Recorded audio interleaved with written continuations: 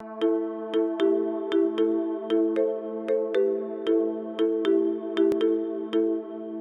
always been a slightly overweight person. My actual first experience with dieting, believe it or not, was when I was 9. Things came to a head in the early 2000s when I found myself teetering close to 300 pounds. That is when I started looking for some solutions, and at that time, the lap band was the big thing. Originally, it worked really well for me. I lost 107 pounds, I was feeling good, I was exercising, everything was really fine. Fast forward many years later, and I started having issues. As you know, the band is adjustable. You put fluid in, you take fluid out, it gets tighter or looser depending upon the amount of fluid in the band. And nothing seemed to work. I had it. I was putting on weight exponentially again.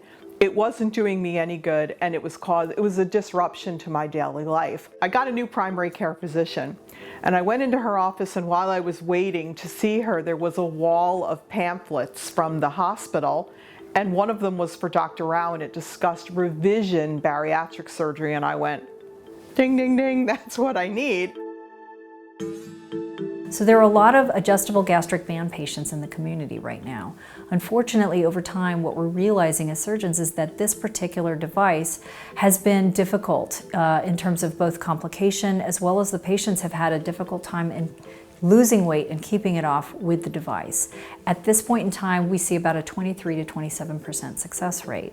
And we're starting to find that, over the course of the last couple of years, we're actually removing more bands than we're placing. That change kind of occurred around 2012, 13, 14, in that area. And so we're having to do a lot of conversion procedures where we take the adjustable band and all of its components out and we convert to another procedure, whether it be a sleeve or a bypass.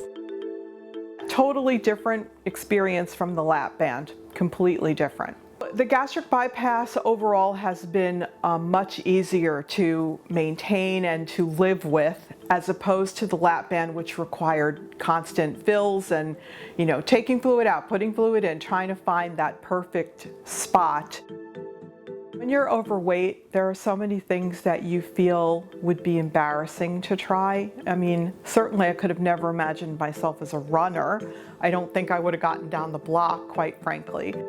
This was a huge opportunity for me to not only feel better about myself emotionally, but to feel better about myself because I feel better.